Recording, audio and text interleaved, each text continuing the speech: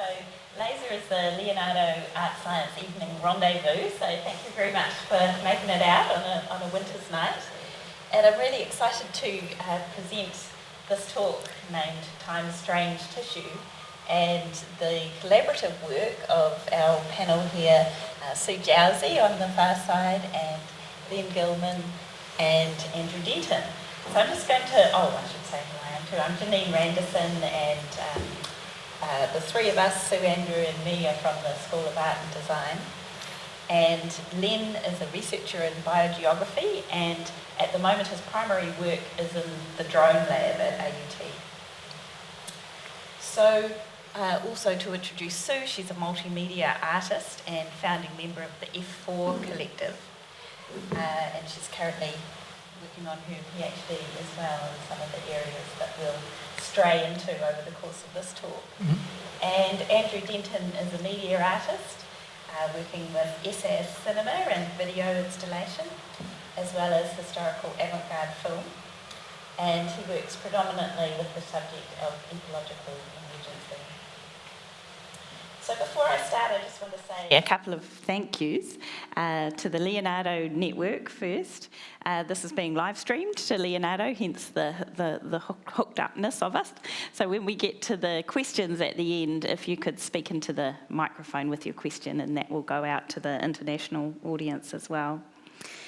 We'd like to thank AUTV for producing this setup, and also to the Auckland Festival of Photography. So this is an event aligned to that festival.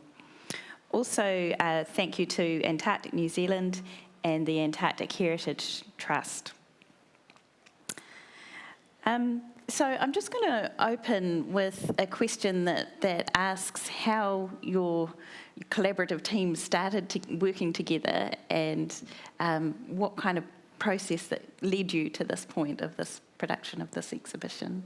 Should I start with you there, Andrew? Okay, well, I'll start off with the story. So actually we all met through a laser talk with one of Len's colleagues who works with at the Drone Lab, Barbara Bollett, who was giving a laser talk.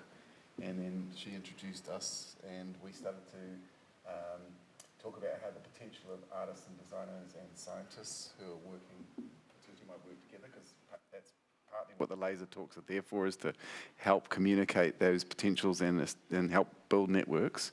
So around 2019, we got together, near the end of 2019, we got together and started to talk about how we could start to build a research group around art, science and design, and how we might work together. And then, of course, COVID happened, a scientific event.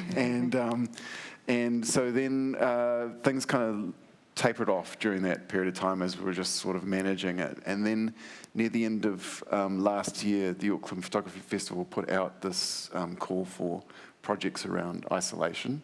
And so we thought, what a great opportunity for us to put a project together to start to actually bring something alive in that space. And Len had this incredible archive of photographs, and so we started to talk about how we might look at this archive, or the different archives, and work together with it, seeing it through outer eyes, and also talking to him as a scientist and how we might generate this project eventually out of it. So that's how it got together.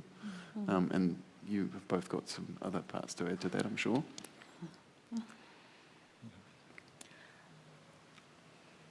Well, I mean, obviously, I was really interested in the opportunity to. I was working with David Yetton, who's the director of AUTV, and he's responsible for the big screens.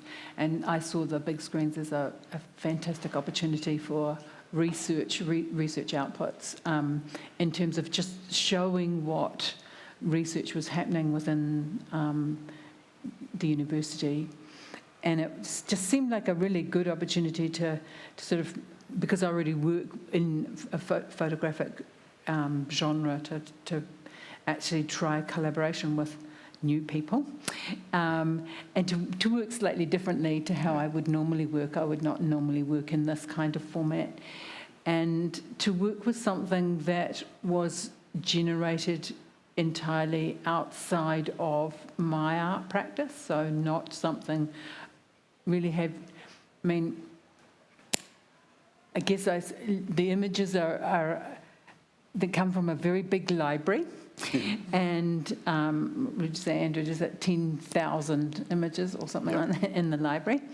And they're a mix of different sorts of images. So there's the kind of documentary, what I would call the ambient documentary.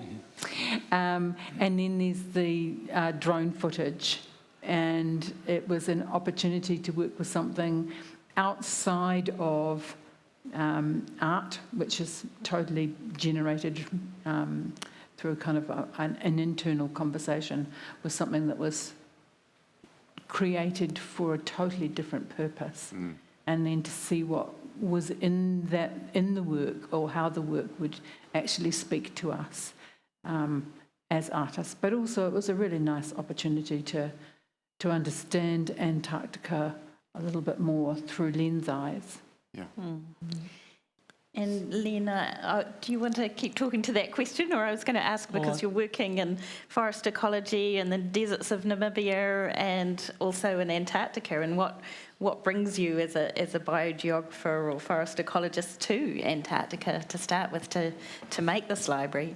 Well, I guess going back to that original question about the collaboration, and I've always believed that science and art are very much a similar thing. They're both creative processes, and so I was really keen to work with artists. And of course, I like taking photos, and so that's but I guess the other thing is that we came together because we had a similar way of viewing the world, in the sense that we were very much wanting to communicate about conservation, about sustainability, and those things that really mattered to us were common to all of us. And so that's really the nub of how we started working together. But as a biogeographer and a forest ecologist, of course, there aren't any trees in Antarctica. There haven't been for about 15 million years, but there used to be. If you go back 90 million years, then it's quite a long time ago, but there were trees almost to the pole at that time. So my role in Antarctica was initially flying drones to map vegetation, and so the vegetation there at most will be a few centimetres high, moss beds, lichens, algae. So those ecosystems can be quite complex, they're actually very simple relative to other parts of the world, but they're much more complex than you might imagine. So Botany Bay, for example, is more than 85 species of algae. There's 9 species of moss, and a large number of lichen species too. Hence its name. Yes, that's right. Yes, and so some of the areas that we've gone to map, we've been mapping them because they are specially protected areas. They are quite unique. So they are in an area in Antarctica that's very dry, and in most places they're not covered in ice. And so they account for only about 1% of the whole of Antarctica, but they are pretty interesting ecosystems. Yeah, wow. And so we experimented with flying drones to map them, and we use the reflectance colours from the vegetation to be able to map the different types of vegetation. Wow. And so I guess that presented a form of images, or technical work-related images, that Sue and Andrew, when you encountered those, were of a nature that you hadn't seen before. And I understand there are a number of different kinds of images as well, like some are more ambient images. Do you want to talk about the different kinds of images of Len's and how you saw them in that first encounter? Absolutely. So we got the first tranche, the archive, which is over 10,000 images. And some, for example, just one of the drone image folders has 1,200 images in it of big raw files, which are one flight, right? So one flight of images. And inside that, there's very, very interesting, unusual images because of the distancing effect of being above 300 feet above the ground, and the abstraction that comes out of that, and what you can learn from being up that high about how landscape works. But then there's, the type of images that you would just take because you're in an amazing place. working, right? And sometimes it's taking pictures of people at work toiling in their jobs. Sometimes, and those are interesting from the perspective of people that don't work in these places. And then there's the images of that you can see there right now, which is a perfect of at work, what they're doing at work. These is documentation of practice as science, right? And so those are fascinating to people who don't work in those areas as well. So you can draw those things out. And then there's the things that are there, the residue of people that have been there before. So the huts, the different huts of the early explorers, those are fascinating. So there's this raft of different things, but there are some thematic things that we obviously hang on to, when you're looking at the images. And some of them there's a strangeness to the image that's evocative, that draws you in, and that's natural for an artist, and I think a scientist, anyone really, to get sort of sucked into. But then there's these things that just kind of are arresting for their strangeness and that you wouldn't expect them to be there, and you're not sure why. And so going through that process of looking at 10,000 images or more, that's kind of the early selection process is, that's fascinating because that's a documentary image that's fascinating because I did not think that, would be there in that way. So your assumptions get dashed, as have they many times when we've been speaking to Len just about what it's like being there. But then there's just, there's these abstractions, and you can see it there in that image there. There's abstractions in the landscapes that are aesthetically alluring to you, and so you put those aside and think, I could definitely work with that. And so that was that first phase of curating through that large tranche of images down to about, I think we had about 200 out of the original 10,000 to start working on. Yeah, so that's how that works. And so then there was a process of working with the images in some way. So how did you work with them once selected?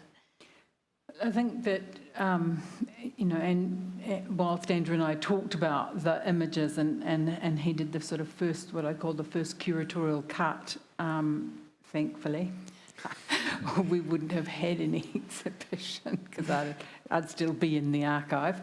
Going, this is great. That is great. Yeah, but it's that.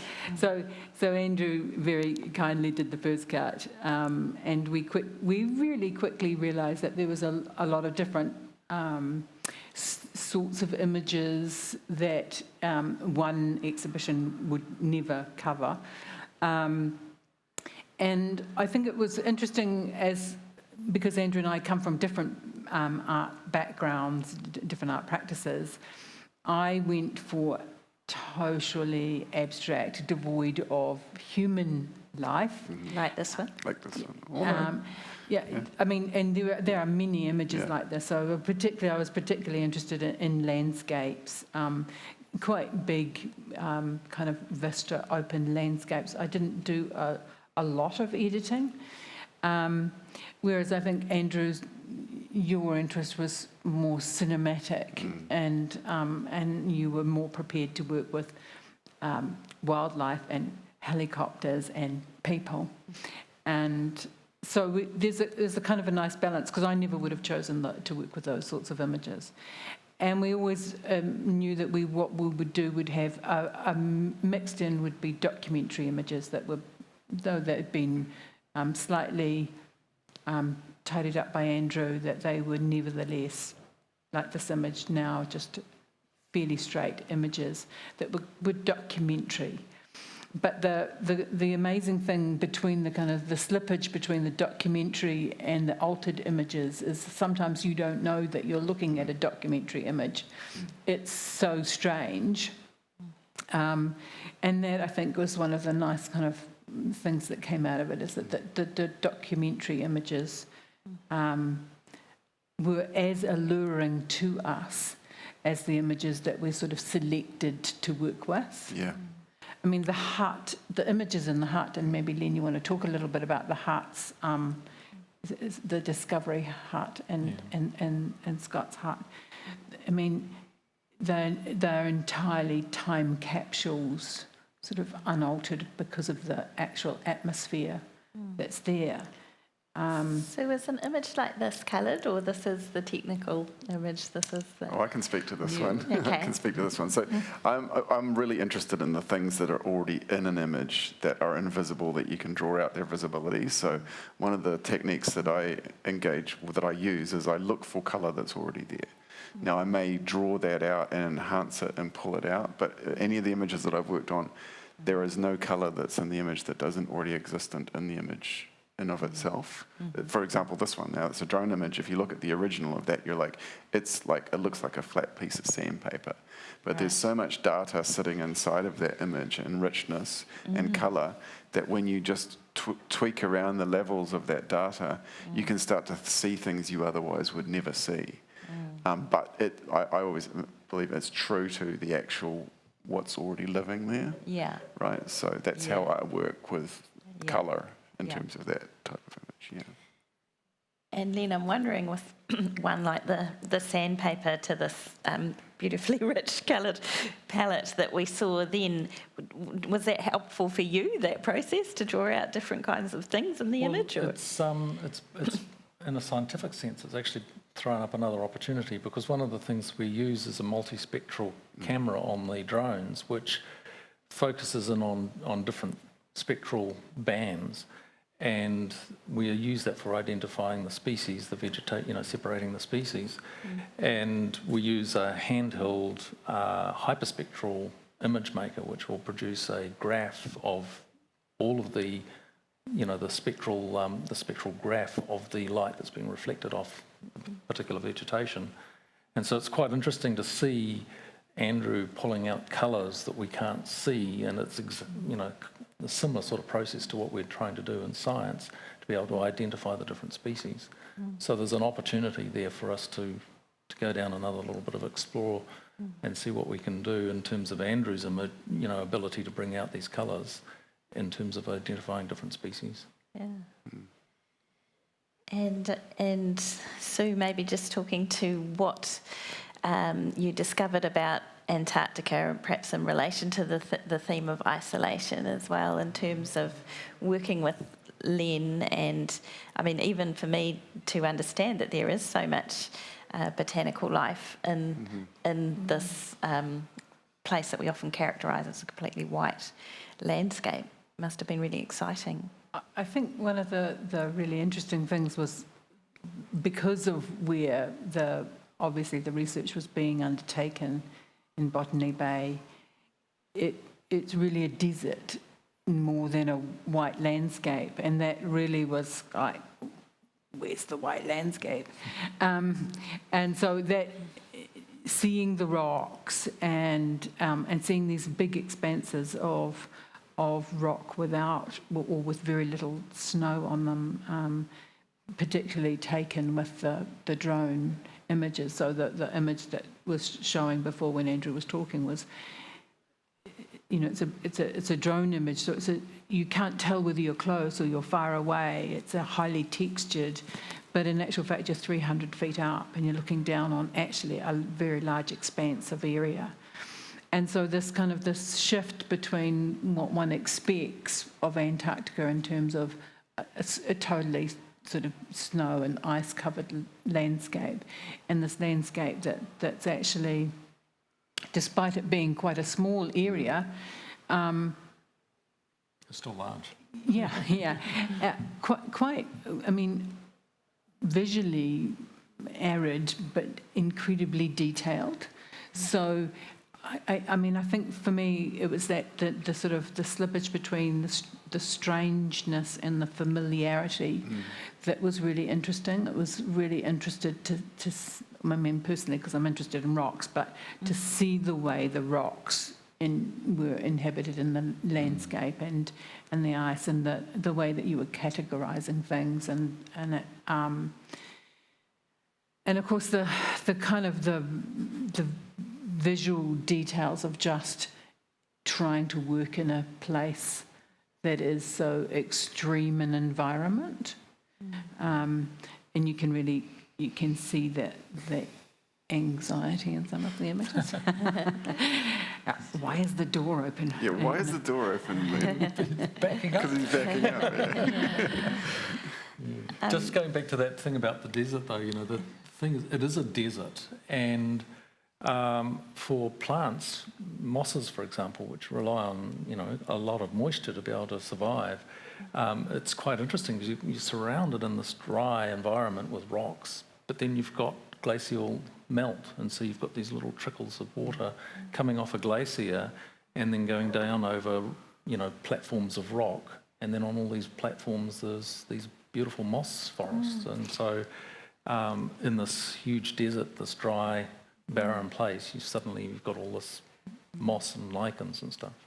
Yeah, I was thinking it sort of strikes me as perhaps this is a place of communities, so it's only from a human perspective that it's an isolated place. And I wondered, as a biogeographer, if you're thinking from the perspective of how do we survive, these plant forms must have to work together in some way. Well, not so much work together, but absolutely, they are a part of a community. Yeah. And so there is an interaction between all the species. Yeah. And is it noticeably different to the interaction of, say, mosses in Fiordland or something, or is there? I wouldn't know that much detail about that, but presumably the interactions are going to be quite similar, I would have imagined.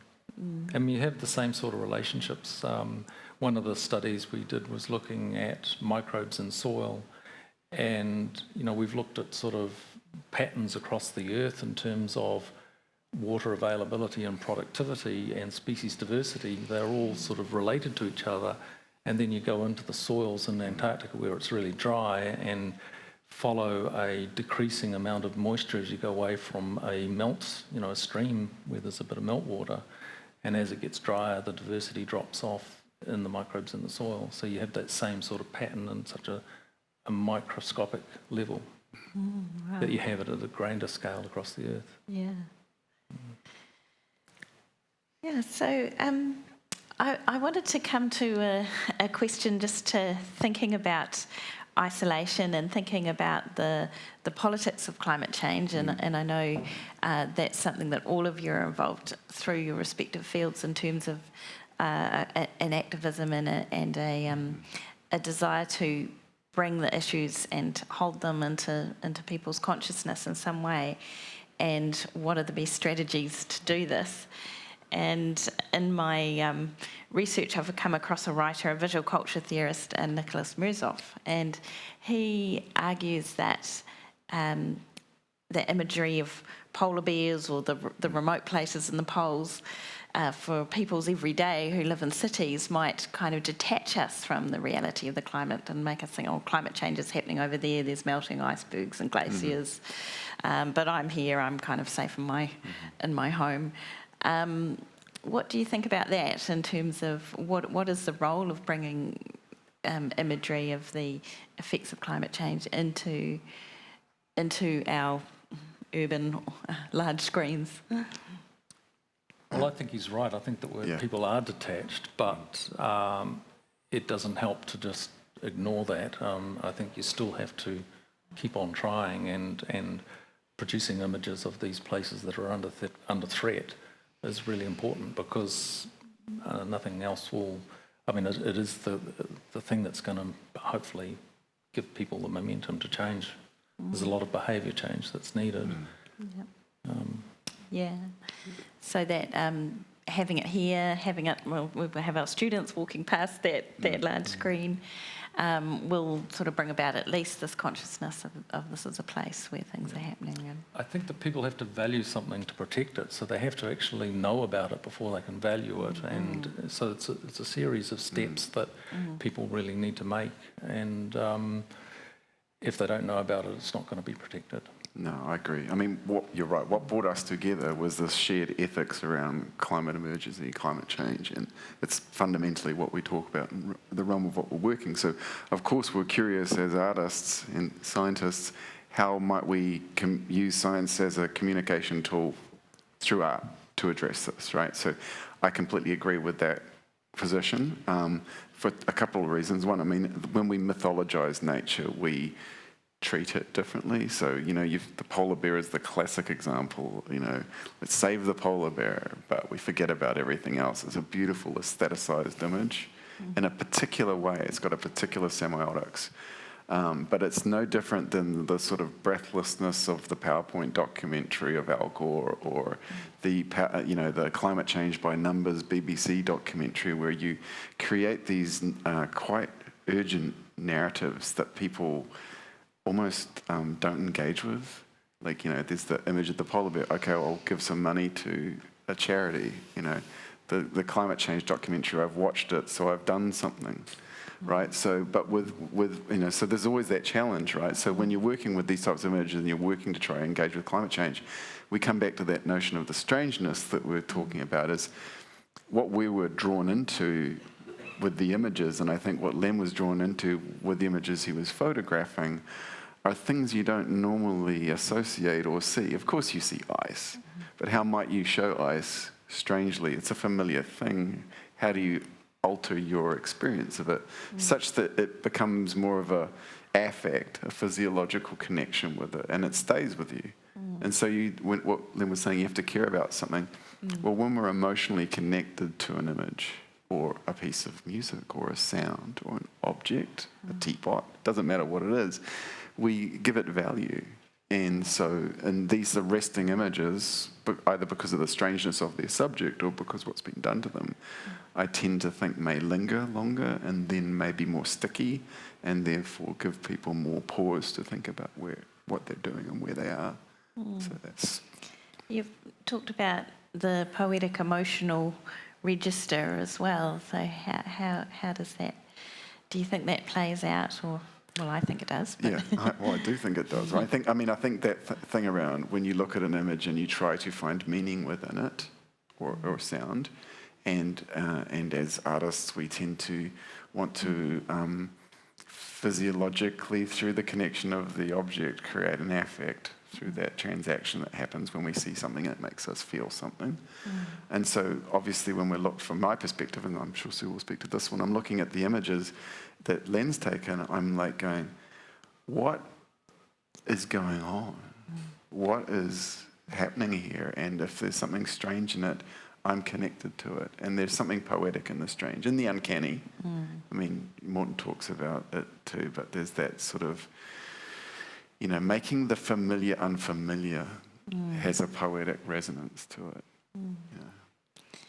And that's a good lead into the title, Time's Strange Tissue, and I know that's something that you've been thinking about, Sue. Yeah, I mean, that's, comes from a quote from Walter Benjamin, and he said that,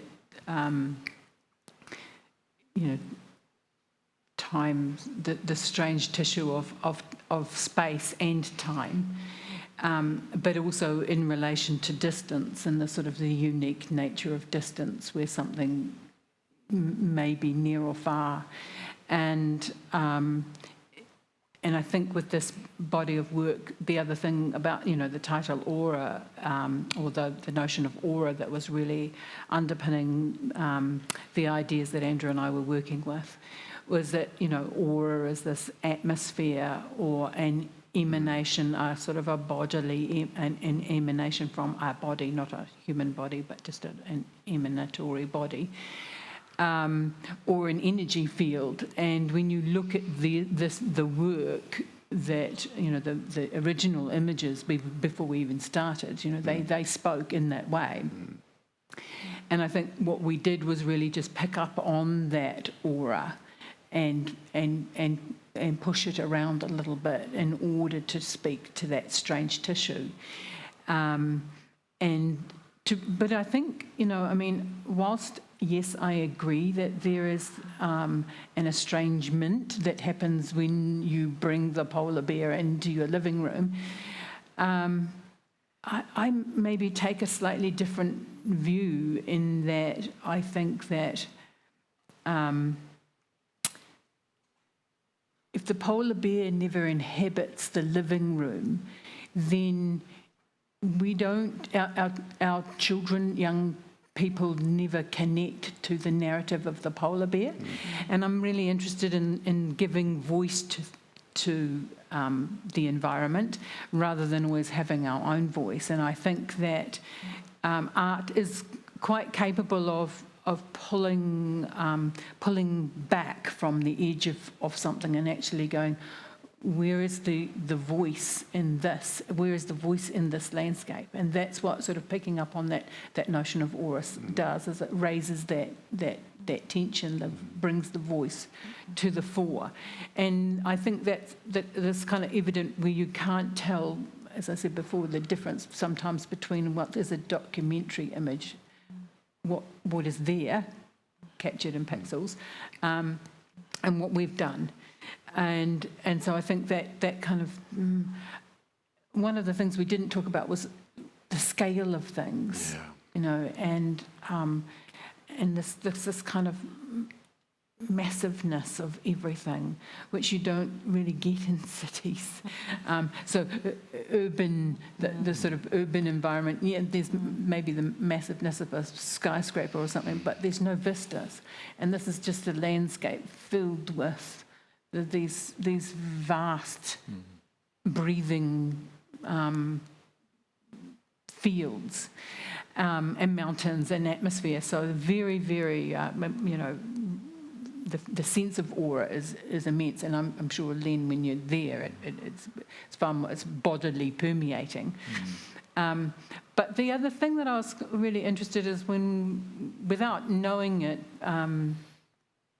when we first came up with the idea of aura, was I just did a little bit of sort of etymological research into the word, and it has its origin from Greek to Latin in breath, the notion of breath. And so I think that really sort of the notion of breathing of the landscape breathing was something I was really interested in. That a relational worldview, that the land has its own life world, and I think that it's really that the science speaks into that. Definitely. Which is something I didn't, I know that you're there with your black. It's a black rock, but it's this sort of this capturing of. This capturing of a moment, and yes, it's cataloguing it, but it's still giving it, bringing it into a sphere in which we can talk about it. I mean, I didn't think about moss and lichen in this environment. I didn't think about the increase of moss and lichen or the decrease of moss and lichen. There was totally expected there to be no trees, but I was just, even the fact that there are tree fossils there, to me was just like, really, I didn't even know that there was a forest there. Are there kauri trees there? Just out of interest. 90 million years ago, there was something that was a little, the precursor to kauri. Yeah. So some of these images here of the huts, they touch on aura as well. When I was in Antarctica, I was down there for 3 trips. But the entire time I was there, I was conscious of the fact that these explorers had been there over 100 years ago, and they'd left traces behind, and you were constantly aware that, of the struggles that they had gone through to survive. It was kind of a strange feeling. It was, you'd come across bits and pieces, just like in the landscape here around Scott's Hut. You'd find things just in the dirt, and they just spoke of this. They're just as they were when they left them 110 years ago. Everything is just sort of preserved as if it's an instant in time. It could have been yesterday that they walked away. And you felt like that. You felt as though Scott had just walked out the door and closed the door just before you'd arrived. Put the key under the mat. Exactly. Yeah. Wow. Yeah, I was thinking about the different temporalities that are within the different kinds of images. So when it's a close-up image of a moss community or lichen, you've got and the rocks that they're on, you've got this geological time that is going back millions of years, and in fact the whole landscape, and you can see the markings of water, and just all the different geological processes that have gone through. And then you've got this human bit. Some of those mosses too are up to 500 years old. So just looking at a moss, just the moss itself. It's a time capsule. Yeah. I was wondering about that. Yeah. Some of the work our colleagues have done is looking at the environment that those mosses inhabited, going back hundreds of years. Wow. And they can get that from the moss by, the different ratios of carbon that's stored in the cells within the moss. So, Wow. Sorry, carry on. So they're also barometers of climate change right Absolutely, there in the yep. mosses. Yeah, it's fascinating.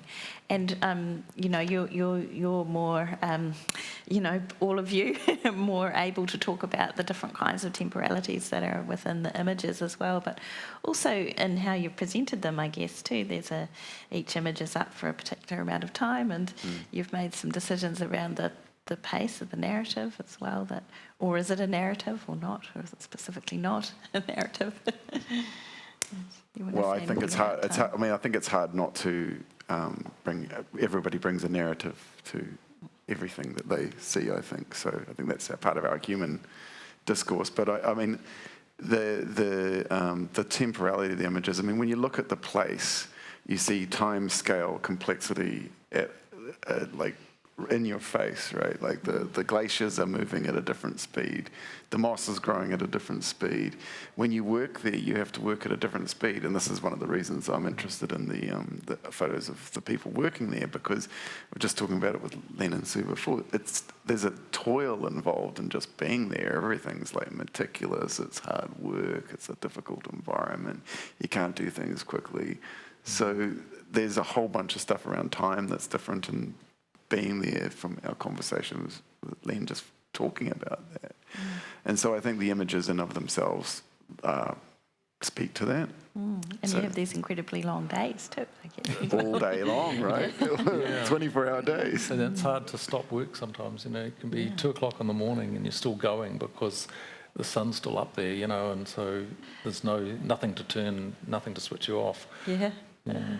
Amazing.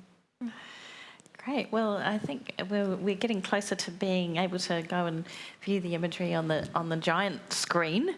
But first, I'd like to see if there are any questions from the audience as well, who you'd like to ask this panel. The sequence of images is about an hour long, in case that's something you're thinking about, and there are 3 different groupings of images within that.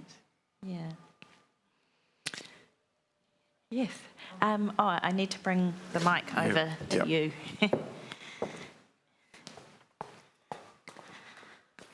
Hi, Len. Hi. I just wanted to ask about discomfort. I'm not very good at camping. And, camping on your hands and knees where it's freezing cold. How is that? We coped. We were pretty good at making ourselves comfortable, actually. Cooking toasty pies in the tents and so on. But I guess there's something to be gained from discomfort. There's a quote from Charles Dickens, which I can't remember, something around if you're something to do with your body and mind being too far from discomfort for too long will degrade. And so there's a certain amount of something that comes from a discomforting environment that actually energises you and, really, gives you some spirit, I think. Yeah. I have to say, though, that initially when we were talking about, I'd love to go there. I just really love to go there. And then when I looked at the image, I went, I don't want to go there. I want to go there. One of our favourite images just came up, which is Black Rock with clipboard, piece of paper, black rock with arrow drawn on it, pointing at Black Rock. It's like a masterpiece as far as I'm concerned. Anyway. Do you want an explanation? Yeah, I do want an explanation. It's really simple. We were taking spectral images of bits of rock of different colours, and when you record the spectral image on, you've got to have something actually visual to match that up with, and so It was just a very practical thing, you know. Very practical, but it looks great. Anyone Question. else want to ask a question? I have a question from Len about the mosses and things. And in the time that you went there, is there a noticeable increase in vegetation? Well, I Is it think too there's... short a timescale? What we suspect is that the mosses are declining, and that's one of the things that we are looking at, is the change in the moss cover.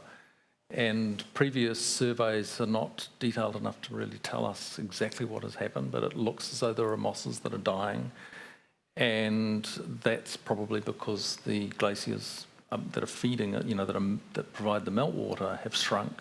And so that different, parts of those catchments have now no longer got ice to feed them with water. And so there's large amounts of dry moss that looks pretty dead. And the skewers, the birds that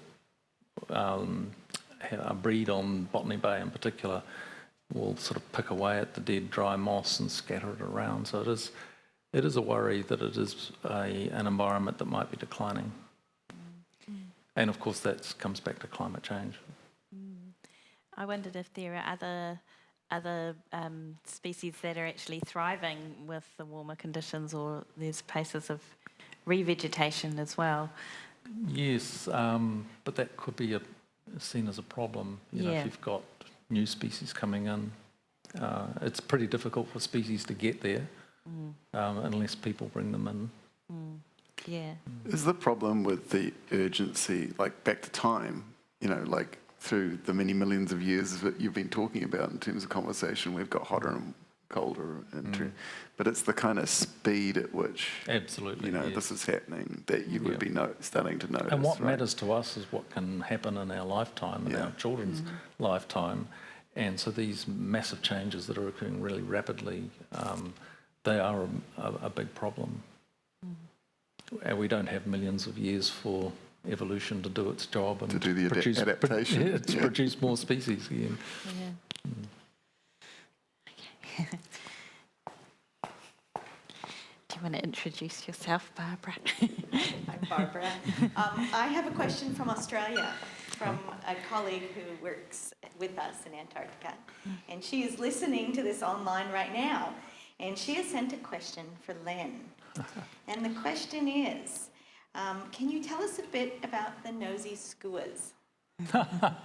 This is from Mel, I would imagine. So the skewers, they dive bombed whenever we were working at Botany Bay. Mel and I in particular were walking backwards and forwards across this protected area, sometimes multiple times per day, and every time we were attacked by skewers, they would dive bomb you, and you had to put a pole up or something as they came down, otherwise they'd hit you in the head. And they were protecting their chicks. Yeah. But that's why they're called skewers. Yeah, they skewer you. Hey. Any other questions? Yeah.